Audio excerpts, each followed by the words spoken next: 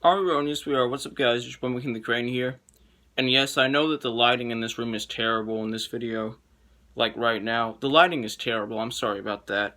I don't know what it is today, but uh, or what's with my camera, but and the lighting was really bad right now, but show must go on. Anyway, I'm going to be doing my spoiler-free movie review of the recent 2021 crime drama film. It's also a thriller. Which was No Sudden Move. Now let's get into it.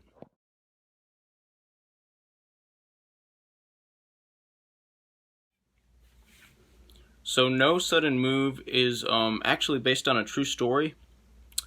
And it's crazy to me that this was based on a true story because, a lot of stuff in here is like really wild. In this movie, like a group of criminals are like trying to steal blueprints for like a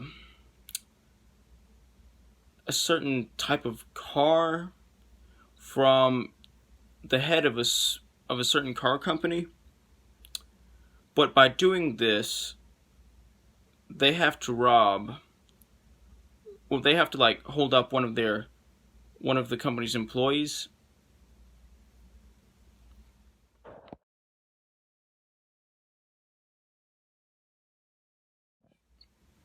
And get him to get it for them because they think that if they do that, like it'll keep their identities like a lot more like under the wrap, if you know what I mean. So yeah, it's like a group of criminals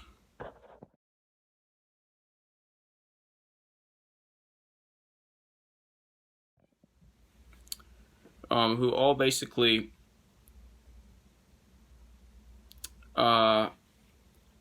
like are trying to like basically get the blueprints so they can sell them to like a crime boss who's gonna like then sell the blueprints to like somebody else.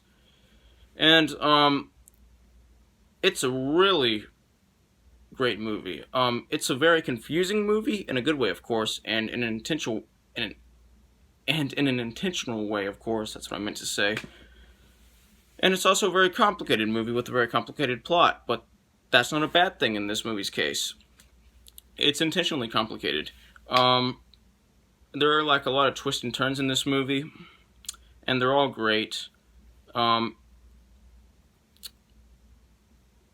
are more surprising than others, but they're all like mega surprising and all great. And this movie has a lot of like great writing. I really love the writing in this movie. Like all this, I know that like if you look at the plot on paper, it might sound like a mess, but it's not. It's not actually like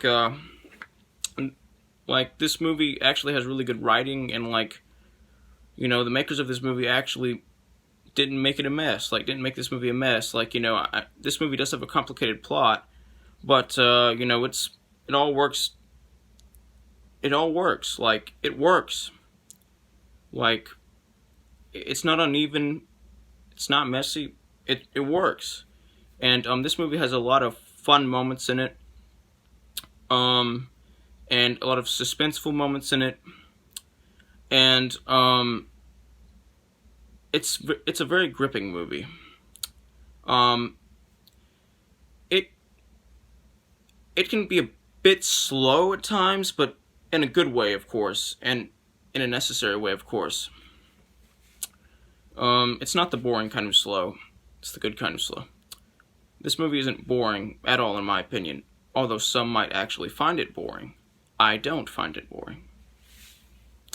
And this movie was actually way better than I expected it to be. I expected it to be great, but not as great as it was. This movie blew my expectations, exceeded my expectations. And was a very fun movie with a lot of great performances in it. In my opinion, David Harbour gave the best performance overall as his character, followed by probably Don Cheadle.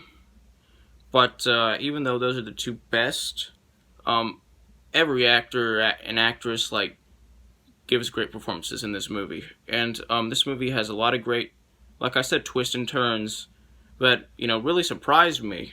Well, some surprised me more than others did, but they all surprised me.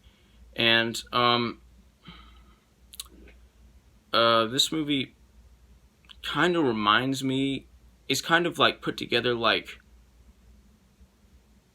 sort of like a Tarantino film is, but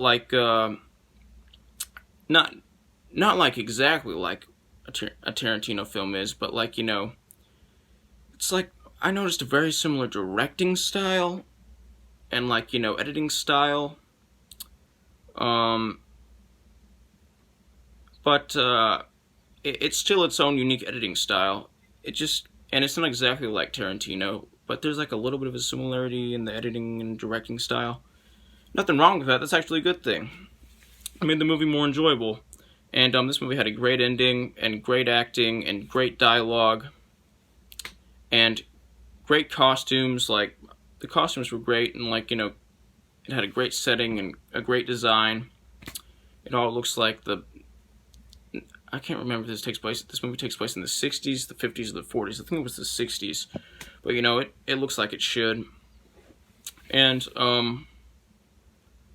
this is one of the best films of 2021. It's not in my top 10, but it's probably in my top 20 best films of 2021. This movie was great. And, Brendan Fraser is also in this movie, and I know he's not in a lot of movies nowadays. He's kind of making his comeback.